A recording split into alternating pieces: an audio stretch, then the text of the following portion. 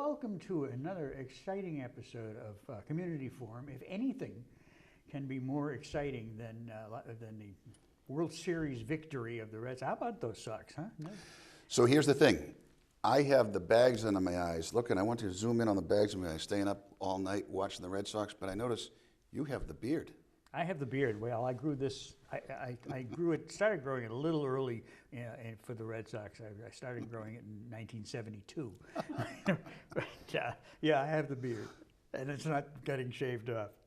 Our guest today is Brian Joyce, who is a Massachusetts state senator and a good friend. We've known each other for many years, even back before he was a senator. He represents the Norfolk, Bristol, and Plymouth district, of which we are a part, and that includes Avon, Braintree, Canton, East and West Bridgewater, Easton, Milton, Randolph, Sharon, and Stoughton, or parts thereof of some of those communities. He is the Senate Chair of the Committee on Bonding, Capital Expenditures, and State Assets, which has to do with dentistry, right? The bonding part? Or no? He is the Senate Vice Chair of the Joint Committee on Healthcare, Financing, and Financial Services Committee. He is a member of the Senate Committee on Ways and Means, Joint Committees on Economic Development and Emerging Technologies, and Elder Affairs, where you're going to be taking everybody's driver's license away after they reach 65. Is it? No. Something like, no, that's not true either. He's a graduate of the Boston College School of Management and a magna cum laude graduate of Suffolk University Law School, where he was the editor or an editor of the Law Review. He is a practicing attorney. He's going to keep practicing till he gets it right, who has taught at graduate and undergraduate levels. Welcome to our show, Senator Brian Joyce. Thank you, I think. Nice to have you with us, and nice to have you as our senator. I don't know if I've told you that before, but I think you're a great senator. I think you're doing a great job, and I'm proud to be in your district. Well, let's talk about, now that we've already mentioned the World Series, let's talk about the Commonwealth of Massachusetts. How is Massachusetts doing in the big picture? You know, in the big picture, I think we're doing fairly well. I think our unemployment rate now is 7.2%, clearly still too high. It's about the national average. It's been trending low and lower in the last 18 months or so, but clearly that's small solace if you're one of the folks who's unemployed or underemployed. But yeah, when you're unemployed, when you're unemployed 100%. Exactly. So it's like being pregnant. You're either pregnant or you're not. Exactly. So things are getting better. We're doing well, but we certainly could be doing better than we are. How? Well, do you think? I mean, just briefly. Earlier before you I don't want to tear apart the governor or no. But the legislature. you made reference earlier to Tip O'Neill, and we were talking off camera. And Tip O'Neill once said the three most important things about politics are jobs, jobs, and jobs. Mm-hmm. And I believe that to be true. And I think that we have to continue to work toward creating meaningful, well-paying jobs here in Massachusetts. I'll give you an example. I have been working on a bill for about 2 years, actually, that is about to be rolled out. It's called the Commercial PACE. It's a property-assessed clean energy. It's a bill which would provide off-balance sheet financing, low-cost financing for commercial and industrial property owners across the Commonwealth to retrofit their buildings so as to improve their energy efficiency. Now that's boring as hell. I mean, that's real boring stuff, but it's important as hell, and I'll tell you why. First of all, it costs the taxpayers nothing. This is something that I've been working on with Mass Development, with some very bright folks from various banking institutions, working with some policymakers in the area of energy efficiency. We talk a lot in Massachusetts about creating clean and alternative forms of energy, and I think under Governor Patrick, our state has been a leader. But the real low-hanging fruit is to retrofit existing commercial and industrial properties so as to not just changing the light bulbs and putting energy efficient bulbs in, but boilers and the like. But a lot of business and property owners don't have the dough to do that. We would, under this program, provide 100% financing, low interest rate financing, cost the taxpayers nothing. In fact, the program will return a small stipend, and provide this funding over 20 years for projects of over $150,000 that more than pays for itself through the energy savings, so that we have wonderful things happening. First, those aren't jobs that can be outsourced to China. Those are our local building trades people that will get the work. Second, that property owner or business owner will have more money to spend on, rather than electricity and gas and the like, on what their core business is. Hopefully hire some more people. It's a multiplier effect. Those tradespeople will buy from local supply houses. So, this is kind of boring, and in football parlance, it's just the basic blocking and tackling that I think we need to continue to focus on.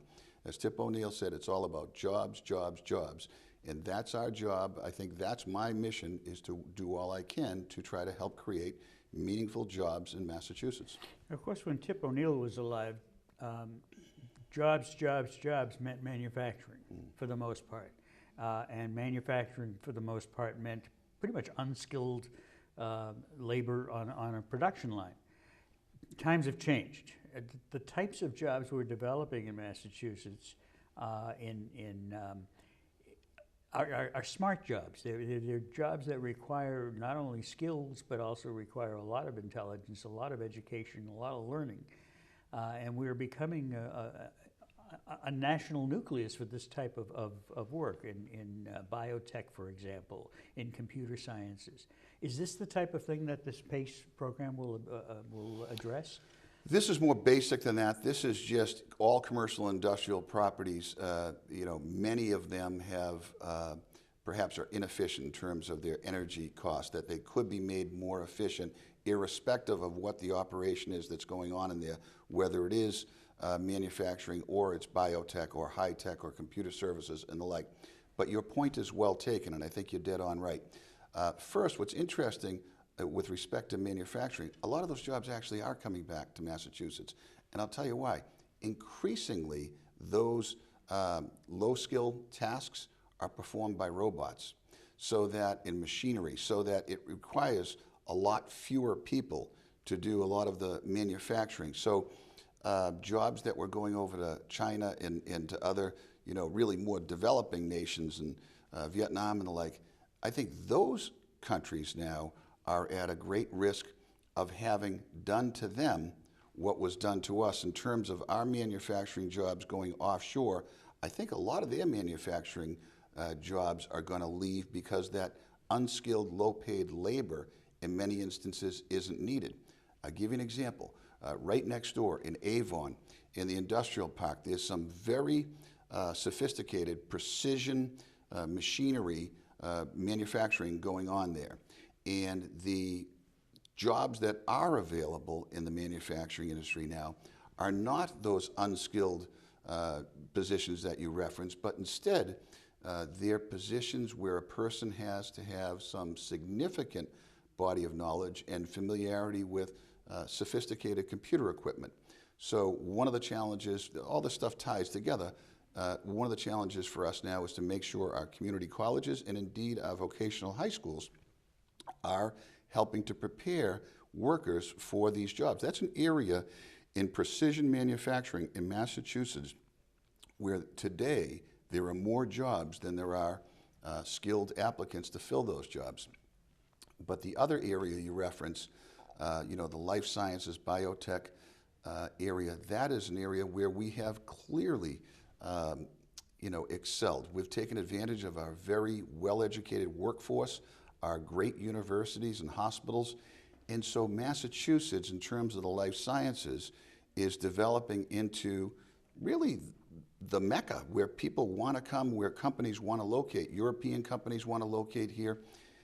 Similar to, I think, the advantage that our friends in Silicon Valley had in the 50s and 60s that continues on today when companies like Hewlett-Packard and other early pioneers in the computer industry set up shop up in Northern California. We've established a beachhead here now as a leader in the life sciences and biotech, and I think that will help us for decades to come. These are the types of businesses that the whole country should be concentrating on, but don't seem to. From my perception, we seem to be trying to hang on to the past, or trying to recreate the past rather than trying to look to the future in terms of how the workforce is changing and must change. You're exactly right, and the rapidity with which things are changing is only accelerating. Not only is the world changing, in other words, it's changing ever more quickly. And so we have to, I think as policymakers and as lawmakers, have to make sure that the regulatory framework changes to accommodate the new industries and new manners with which things are happening. But never forget some of the basic responsibilities, and that is to try to ensure that we continue to have a thriving middle class in this country, which is increasingly a concern. We had lunch the other day. Senator Stan Rosenberg arranged a small luncheon with a number of us. We met with an author by the name of Hedrick Smith, who many, many years ago, I think, was one of the New York Times reporters that broke the Pentagon Papers story, and he's a Pulitzer Prize-winning author. But he just came out with a book called, I think it was Who Stole Main Street? And he spoke for about an hour, and he was just fascinating, but had some real data he's been researching for a number of years that kind of conclusively proves what we all know anecdotally, which is that the middle class is not only getting squeezed, but in many instances evaporating. That we have this growing disparity in our country between those that are doing very well, and God bless those that are doing very well, but increasingly we're leaving a number of folks behind. And that's a very troubling trend. Typically in industrialized countries, the highest paid executives earn 20 to 30 times what their workers earn. In the United States, it's closer to 400 times what the highest paid executives earn, close to 400 times what their workers earn. Why?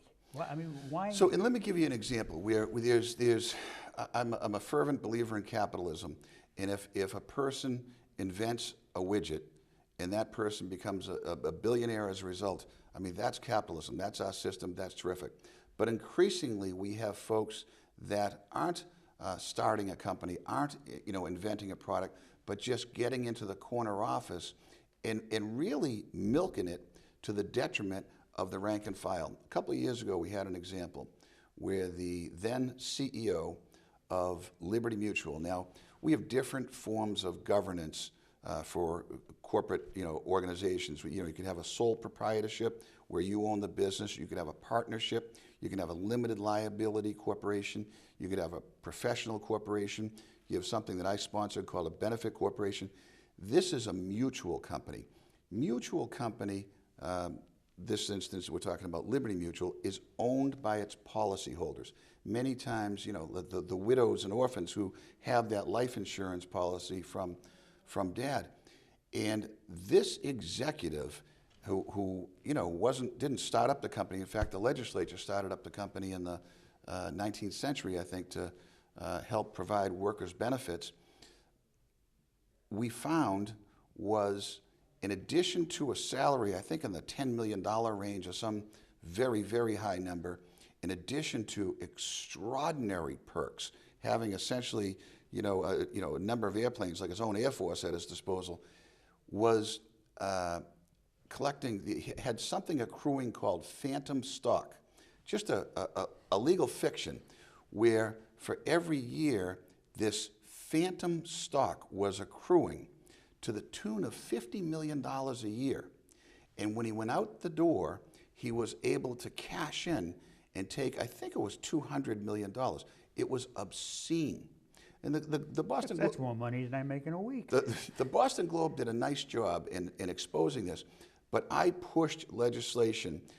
Oliver Wendell Holmes said, "Sunshine's the greatest disinfectant," which we passed into law that now makes these mutual companies have to publicize everything the person in the corner office is, all their top executives are getting paid. Because again, it's the widows and orphans that have those life insurance policies that own that company. And that money, in my view, should have been either returned to the policyholders in terms of a reduced premium, or second, used to grow the company, to expand and buy other companies or something, but not to just enrich one individual.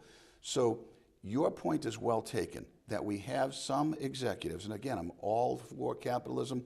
Person invents a product, God bless them, but There's nothing wrong with capitalism. absolutely. But it's not the same as saying someone gets into the corner office and enriches him or herself, which is what I believe happened here, while at the same time cutting workers, cutting benefits, cutting the salaries and benefits provided to what we used to refer to as the middle class. Another thing, and that's what happened in that instance. This book, it talks about, really fascinating, it talks about the 401k that many of us look at now as retirement. 401k is very, obscure section of the Internal Revenue Code. He said back in 1978, the representative, the congressman from upstate New York, introduced this provision so as to provide a tax-deferred way for executives at Xerox and Kodak, two companies that were headquartered in that congressman's district, to essentially shelter money. But then the mutual fund industry got a hold of it and got later the Reagan administration to broaden the interpretation so that this could become a tax deferred savings for all Americans, and people would invest in these mutual funds. And the supposition was that all of us would put 10% of our income away, and I think if we turned 50, 20% of our income away. Wholly unrealistic, I think, in today's environment for many families. But meanwhile, companies were able to then say, okay, we have that 401k program, we're going to do away with our pension program, what they used to call a defined benefit pension plan. So meanwhile, here we are in 2013, we have all of these families that no longer have a pension when they retire, other than Social Security, which is growing at really an unsustainable rate. They don't have that pension from their company. So it was good for the executives, it was good for the shareholders, not so good for the worker. Mm-hmm. And a study just came out this past week that said the average person in America with a 401k is actually going further into debt each year than they are saving toward their retirement. They're going the opposite direction. So increasingly, I'm concerned about, jobs and trying to just protect the middle class. The middle class, it might not be, dad working at the factory and mom home baking cookies as we have this, perhaps unrealistic vision of the 50s. It might be a single mom trying to make it with, her two children. But we really have to remember that as the economy has improved, it hasn't improved for everybody, and it has to be a big focus of our effort to make sure that it does. And a lot of people, increasingly higher percentage of people who are working as owners of or employees of small businesses. Mm-hmm. And small businesses are less likely to have a 401k plan mm-hmm. than General Motors, for example, which means that the small business people are really without any kind of pension program at all, except for an IRA. Well, but I think, small and large, increasingly we see that our aging population, we have folks entering their retirement years ill-prepared, and yet we look at to exacerbate this a little further, we look at the 20-somethings, it looks like there'll be, unless we change on the federal level Social Security and how we're paying for many of the entitlements, the younger generation, there's going to be even less left for them. So I think I've gotten off on perhaps some dry stuff, but this is really what I care about, and it's just, it all comes to the same basic responsibility to try to provide a decent or help assist in creating an environment where a person can provide a decent quality of life for his or her family and him or herself. Let's change the subject totally. Okay. South Coast Rail, which has been a big topic of discussion here in Stoughton for a long time. Recent Army Corps of Engineers study recommended the Stoughton route, which made a few people in town not too happy. What do you think this will mean for Stoughton and the surrounding communities, and what, if anything, can be done about it? Okay, so my friends down in South Coast, Fall River, New Bedford area, the train service for them to have train service from Fall River, New Bedford into South Station it's like the Holy Grail. And, Why? well, it's funny. Governor Weld proposed it in 1991. Every statewide office holder, office seeker since that time has pledged to move the project forward. Including the present governor. Including, and the reality is it probably would provide some significant economic benefits to an area that has very high unemployment and some significant challenges. That being said, we have a Transportation and Finance Committee a few years ago came out suggesting we have about $22 billion in unmet transportation infrastructure needs today. In other words, a backlog of repairing our current system before we start investing in or embarking in new projects that we can't necessarily afford. In fact, we can't afford the transportation infrastructure we have today. Now, the governor has, in the last couple of years, we had asked them to look at alternative routes.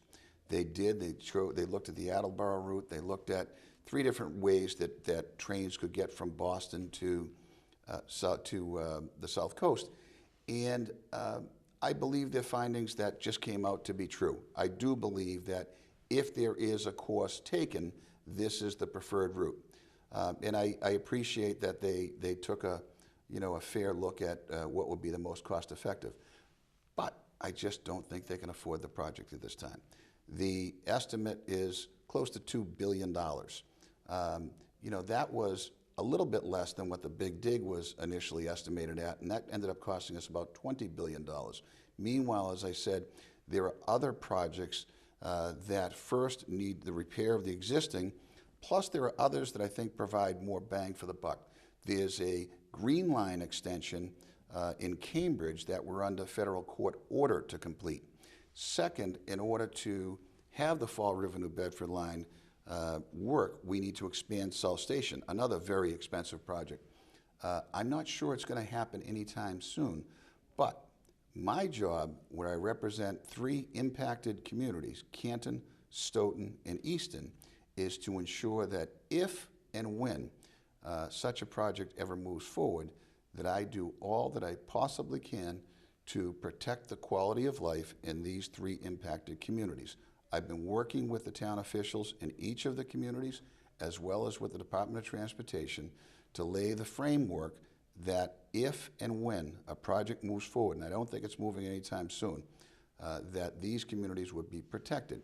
For example, when the Greenbush line went in over in, say, Hingham, I mean, that town, my glory, they had them burrow the train underneath the center of the town so as to not to disturb the town. That might be an extreme example. Nevertheless, I think that there could be opportunities when this happens, and again, I don't think it's anytime soon, for towns to actually benefit. The town of Easton is perhaps the furthest of the 3 in laying out what they would want to see happen as mitigation. But I think Stoughton and Canton are not too far behind, that there could be an opportunity, maybe it's 15, 20 years from now, who knows, but to have all of the Stoughton downtown revitalized, rebuilt, redesigned on the state's dime as part of this project. So we're not necessarily saying it's going to be lemons. Maybe there's an opportunity for lemonade, but we're watching it closely. Wouldn't it be more economically proficient, or economically efficient, rather, to take that $2 billion and invest it in developing the economies of New Bedford and Fall River so that there will be more jobs there instead of having people commute for an hour and a half into the city? Well, I do appreciate the governor's focus on trying to rebuild, renovate, and improve our infrastructure. I think that prior administrations, and I think human nature being what it is, it's easy to neglect infrastructure, whether it's roads and bridges, where in the last couple of years now we've put billions of dollars, whether it's train service, whether it's water and sewer infrastructure, which we're now addressing for the first time in some instances since the 30s. A lot of that has been neglected, And I do appreciate the governor's emphasis in trying to, reinvest in infrastructure. I do think the folks on the South Coast make a fairly strong argument for having a regional transportation system that works for everybody. There's a lot of backlash in other parts of the state where the suggestion is virtually all the public transportation dollars are in Boston and Greater Boston. So the MBTA gets 1 penny out of every sales tax. Sales tax now is 6.25%. One of those pennies goes to the MBTA. Folks out in other parts of the state are saying, we're not benefiting from the MBTA. Where's our train service? Where's our public transportation? And they have a fair point. Mm-hmm. Another area that I know you've been involved in is ATM safety. After the death of Amy Lord, there's been a lot of scrutiny placed on the safety of ATMs, and you filed an ATM safety bill. Could you tell us about that? So I had a friend a number of years ago who was using an ATM machine in New York City and was actually shot. He survived. He's a law professor, a friend of mine, and at his, suggestion, following up on that, I've had legislation pending now for requiring banks to provide some modicum of safety at these ATM machines, and they've largely been able to block it. And it's just, to me, it's incredible that we're talking, for the banks, really a negligible cost. I mean, some of the things we're talking about, mirrors and visibility, have virtually no cost, and then there's such sophisticated electronics already at these machines that adding some additional emergency button, a panic button, or code is a very, very small cost. And you would think the banks would want to ensure the safety of their patrons, but especially from a competitive standpoint. Exactly. If it's not mandated by law, then if you got one and the other guy doesn't, then you're better off. Exactly, and it's a negligible cost, but they've been successful. The lobbyists, for the banks and such have this, in my opinion, I was very hesitant I was interviewed after that extraordinarily tragic event. I mean, who couldn't look at this beautiful young woman and say, there but for the grace of God, goes my daughter or my granddaughter. I mean, that was just an awful. Or me, or you, or or anybody. It doesn't have So, to be a beautiful young girl. I was hesitant to comment on it then, but we just today reintroduced the legislation and modernized it, and I have 18 co-sponsors. I'm cautiously optimistic that we'll get it passed. And had that been in place, honestly, she may be alive today. That's just and you'd be surprised how many incidents we've looked all around the country at crimes at ATM machines, and hopefully this extraordinarily tragic event will spur passage of my bill. And there are people in our society who believe that if we were all packing guns, we wouldn't have to have the ATM panic buttons. I'm not one of them.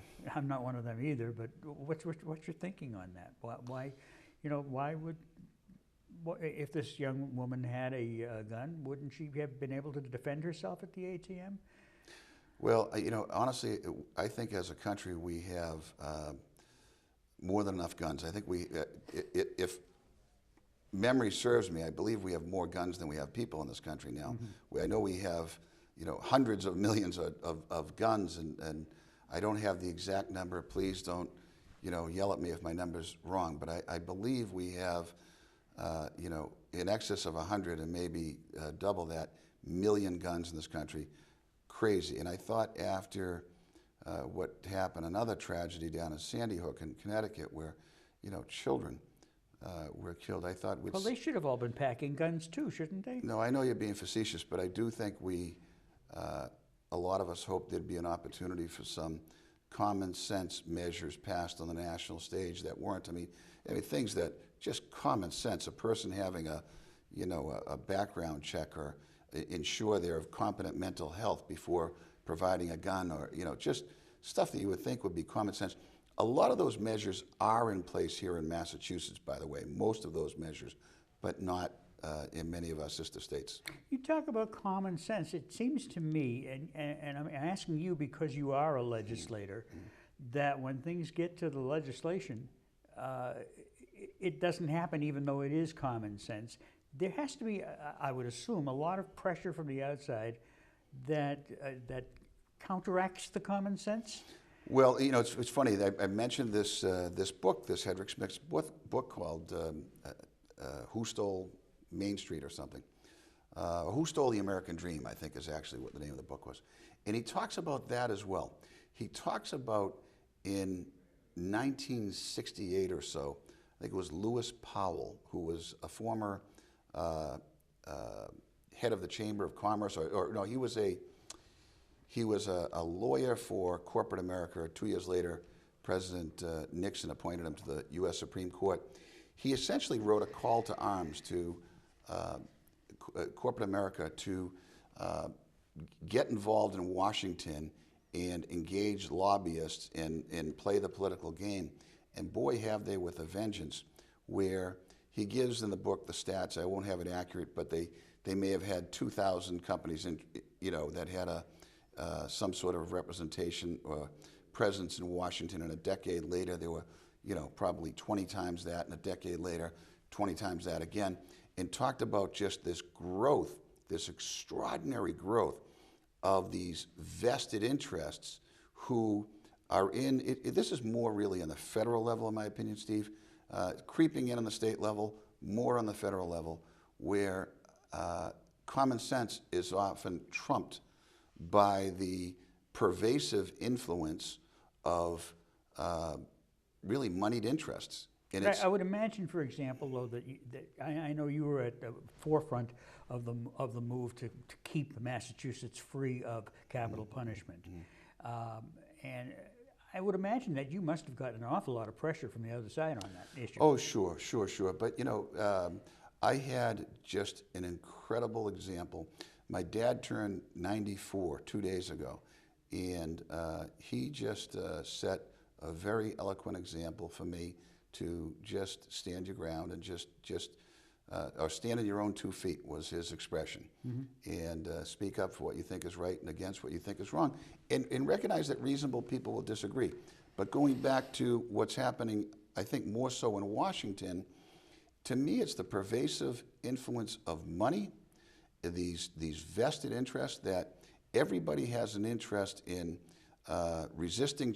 There's always an entity or entities that have an interest in the status quo, resisting change, even changes that would suggest common sense. And I'm not even, this isn't a partisan statement. It's not just Republicans, it's not just Democrats, it's the system in Washington right now, I think is broken. I think on the state level, you know, I'm a Democrat, but we have, in the Senate, we have a pretty cooperative relationship with some decent, you know, gentlemen that serve in the Republican Party. It's not the kind of, you know, kill it all or hate at all costs down in Washington, that divisiveness. We basically are each trying to, you know, come to the greater good for the Commonwealth, just have a different approach and you know, respect that. But we do see on the state level, and I think with the recent Supreme Court decision that suggests corporations are people for the purposes of free speech and therefore can spend as much money as they want on political campaigns, I think you're going to see it on the town level, on the city level, where the moneyed interests are going to increasingly influence public policy. I don't have an answer, but I'll tell you, it's a very, very troubling trend. How did you feel during the government shutdown? Now, again, I know this is a federal issue, but again, you are a legislator, and I would assume that you are more sympathetic to the minds of federal legislators than I am, for example. I thought they all looked like a bunch of jerks. I think in that instance, the Tea Party was essentially holding, you know, the more conservative, extreme members of the Republican Party were holding their own party and the whole country hostage. And I think there was an opportunity for the Republican leadership, the speaker, to stand up, and I think he missed that opportunity. But again, I'm not trying to be too partisan. I do think that it's interesting that the Republicans now in this Tea Party group, love them or hate them, they at least have a populist movement. And we haven't really seen that on the Democratic side. A little bit with the Occupy Wall Street group that was somewhat leaderless and somewhat, disorganized. But, It's like a well-meaning cloud. I suspect we're going to see a populist movement on the left sooner rather than later. But it's interesting because the point is if the entrenched leaders of both parties can't change the way they're doing things in Washington, you might see these populist movements, kick them aside and take over. And to me, the shutdown seemed more like, well, it's my ball. If you don't play by my rules, I'm taking my ball and I'm going home. Well, it was kind of to me it was a bit of a misguided argument that was made, and that is that we're going to shut down the government if you don't repeal something that we've already voted on 44 times and passed, basically providing health benefits to Americans. Honestly, I think they would have been better served to focus on the extraordinary burgeoning federal debt and the obligation that we're leaving to our grandchildren in focusing on financial issues rather than trying to rehash a battle that they've lost now 40 or 50 times. But I'm not Theoretically, giving couldn't them that advice. happen in Massachusetts? Well, it's interesting. It's another issue I care quite a bit about. You asked about my chairmanship of the bonding. Bonding is borrowing, and so I knew that. I know you know that. But all of the capital spending in Massachusetts goes through my committee, and I was increasingly concerned about our level of debt. We're about the second highest per capita debt of any state in the union, and I don't want to leave an unfair burden on our grandchildren. So we in the Senate started and passed into law, and it's now legislation, a debt affordability commission where we have the House, Senate, executive branch, the Treasurer's office, and we brought in financial experts from the outside, ensuring that we don't take on an unsustainable level of debt. I think the governor, the treasurer have done a good job, a very good job. In fact, our bond rating was improved, but we have to make sure we don't unnecessarily or unduly burden future generations. It's kind of a sacred covenant I think we have to the generations before us to care for our seniors, but also for those that follow us. One area that I'm particularly concerned about, and we're focusing a lot on now, is the public pension obligations, as well as what they call OPEB, other post-employment benefits, primarily retiree health care. We have on the state level a $27 billion unfunded pension liability obligation, retirement benefits we're going to be paying to people, and about a $50 billion retiree health care unfunded burden. And on every city and town in the state has similar kind of high numbers. So that's something that I'm also working on. I told you, I work on a lot of really boring, but I think important stuff. Maybe not as sexy or topical of these folks that are always in front of the cameras, Well, the important stuff may be boring to some people. It's not to me. I mean, of course, you and I know that we're both political activists, and so we get involved in the issues. But it's funny, I think if I got interviewed by, first of all, some of my colleagues, they're like a moth to flame. If there's a camera there, they run, and I tend to not do that. But if I did talk about the stuff I was working on, I think I'd put them all to sleep. Well, if someone was talking about the, some crazy, crazy idea of the day, it leads the news, Tell me about the Valor Act. Valor Act. Well, Massachusetts, and I don't take credit for this at all, but I'm happy to say that we in Massachusetts provide, you think of this kind of peace-loving state, probably not as strong a military history as, the Commonwealth of Virginia or something, but Lexington and Concord notwithstanding. Lexington and Concord, but this is really something that we can all take pride in Massachusetts. We provide our veterans with the best benefits, bar none, of any of the 50 states in the union. We provide our veterans with superior benefits, and well, we should. And we passed the Valor Act a couple of years ago and just recently passed an updated version where we address many of the acute needs of veterans. We address some mental health issues. We address employment issues. We provide educational opportunities, housing opportunities, some very, very good benefits for our veterans in Massachusetts. And, you know, many of these folks come home with very severe trauma, whether it's emotional or physical, and they, you know, receive that trauma for our benefit. And so it's really incumbent upon us. We have a moral obligation to provide these necessary assistance programs, and we do. So a veteran coming back now to Massachusetts can get some assistance with employment. We now have way too many returning veterans that are unemployed. So we allow, for example, employers to provide a preference to veterans and provide incentives to do so without fear of being sued for discrimination and the like. We have increased mental health counseling and investment to deal with some of the post-traumatic issues. We have provided educational benefits to our veterans. There's a whole host, I think there was about 12 different measures just combined in the most recent legislation, but I'm very happy to report that by and large, we do the right thing by our veterans in Massachusetts. You talk about mental health. Mental health to me seems to be one of those areas where people don't believe it's real. You know, it's very real. In fact, a veteran comes back with a missing leg, and there's no question he's going to get a prosthetic. At the same time, a veteran comes back with mental difficulties. First of all, he's got to prove that he's got mental difficulties, and then if he's lucky, he can get treatment for it. And people are going to say, you know, pull yourself up by your bootstraps and you know, make yourself better, feel better.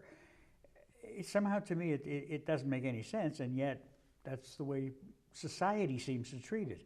I have often said that it's a good thing that Viagra came along because it replaced the Prozac jokes. Mm. Well, let me tell you, this is no joke, talking about mental health issues and concerns in our society, and it's certainly not you know, limited to veterans. In my opinion, we have a bit of a mental health crisis going on in our country, and including among our children, including among our seniors. You're not talking about the Tea Party now. That's no. I'm not. I'm actually quite serious now. Yeah, no. We had a number of years ago. We led the nation here in Massachusetts. We passed a mental health parity bill, and several years later, the feds passed a federal mental health parity bill. And what that means is insurers are supposed to provide their insureds with the same level of benefit for mental illness and mental health issues that they provide for physical issues. And my belief is that's simply not happening. For example, if a person goes to the hospital with a heart attack or a broken leg or something physical, they're treated immediately. Whether they have funds or not. Right, but I think that if a person goes to the hospital that may be having a psychotic break or having some real crisis in their mental health, they could be sitting there for quite a long time waiting for the insurer to provide a pre-authorization or some such thing. By definition, that's not parity. I'm actually collecting, in fact, if anybody out there has an instance where they feel as though they weren't treated fairly by their insurer for mental health benefits, I'd love to hear from you. I'm working on legislation right now to provide a private cause of action for violations of the federal and state mental health parity bills. What that means is I'm working on legislation that would allow an individual who was wronged by their insurer in terms of not receiving fair mental health benefits to bring a lawsuit and have where the government may not be enforcing, their own lawyer will help enforce, and have that insurer have to pay the legal fees and treble damages. And I think that would go a long way. People make fun of lawyers, make fun of lawsuits. In many instances, it's the lawyers and the lawsuits that can help remedy, corporate malfeasance. Whether it's the Pinto, exploding in rear-end collisions years ago, or it's in the instance where insurance companies are not, providing adequate mental health benefits to their insureds. I think there's a place for the private bar to play a role in correcting a societal wrong. Speaking of mental health, how's the casino issue going on? Oh boy. Well, we have right now 3 different entities competing for the slots. There's going to be one entity that gets slot machines, and one's just right down the road in Rainham. I testified the other night in Easton Oliver Ames High School. They had the Gaming Commission, chaired by Steve Crosby, down there taking testimony, and I testified on behalf of Easton and West Bridgewater, both communities I represent, would be the most adversely impacted. And about 50% of the traffic would go through Easton. About 40% of the traffic would go through West Bridgewater. And those two aren't mutually exclusive. A car can go through both. Wouldn't there also be a large number of job openings for people in Easton and West Bridgewater? There would, for all the surrounding communities. But there's in the statute, we put something, if a surrounding town was designated a so-called surrounding community, they would have to be provided mitigation for their increased public safety, police, fire, transportation, infrastructure costs. So Rainham had agreed to provide surrounding community status to Easton. I made sure they provided it to West Bridgewater, and right after the day after I testified, they did. The commission granted that. So we're hopeful that if Rainham is awarded, and I think they run a good operation there, and it would create jobs, some economic development opportunity. I'm not a big fan of gambling, to be honest with you, Steve, but if it's going to go in one of these 3 spots, I think Rainham could provide some economic revitalization, some jobs for folks in these surrounding communities. And I think that the mitigation for Easton and West Bridgewater and what other surrounding communities were impacted, Taunton, I suppose, would more than offset the burden there would be. Of course, with the racetrack, Rainham is no stranger to gambling operations. Or to traffic. They have the infrastructure. They could be up and running quickly and return some tax dollars to the state. And then the battle is, in terms of the destination casinos, there's going to be one in southeastern Mass, probably run by the Mashpee Wampanoags, who have a preference under federal law, and then one either in Boston or Everett, and then one out in the western part of the state. I think that's all going to unfold over the next year. So it's taken a long time to develop. Is any reason for that? I'm delighted with the very deliberate, thoughtful process that's being taken, because I think that it's an area that's fraught with peril. The legislation that was passed tried to take the best practices of every state and really, really try to address, what could go wrong. But you can never adequately foresee all the potential pitfalls. So I appreciate that this commission is trying to get it right. The unemployment procurement system, which is, I guess, automated system that apparently is providing long wait times and disconnects from the system, and I guess we have robots handing out checks or something. What's being done to resolve this? So the Division of Unemployment Insurance paid a ton of dough to Deloitte, a consulting firm, to come in and modernize their computer system, spent tens of millions of dollars. Is this just Massachusetts or is this nationwide? Well, they've done it in other states as well, but in this instance, it was, to a lot of folks, a disaster. Our phones were ringing off the hook with folks who were unemployed and not able to collect their checks because this computer system, in my opinion, was very poorly, the program was very poorly executed. We just conducted an oversight hearing, and there's going to be a follow-up one as well. I think many were dissatisfied with the response of the labor secretary and the consultant involved. In the private sector, if a vendor doesn't provide the services that you pay for, you either don't pay for them or you sue them to get your money back. I don't know why we didn't do that here. Also, where we're spending these tens of millions of dollars, I'm not sure why that intellectual property, the finished product, shouldn't be property of the Commonwealth rather than remain a property of Deloitte that they can then go sell elsewhere. So I think that program, that was not state government in its finest hour, and I'm hopeful much of this media attention, some good coverage in the Globe, and I'm hopeful that shining a light on this and our oversight will help remedy this problem, but it was clearly an issue. Where is that company located? I think they're a global company. I don't know where they're headquartered.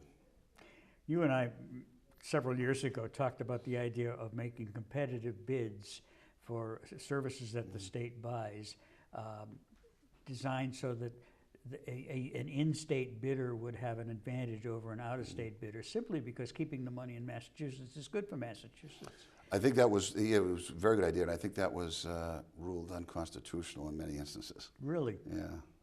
Violation of the Interstate Commerce Clause, I think is what we were told. But interesting. I didn't know that. Yeah. But it does seem like a good idea, though, doesn't it? I want to thank you for stopping by. We're actually running short of time, and I could have carried on this conversation for another hour or two. Maybe we'll do another show at a closely future date.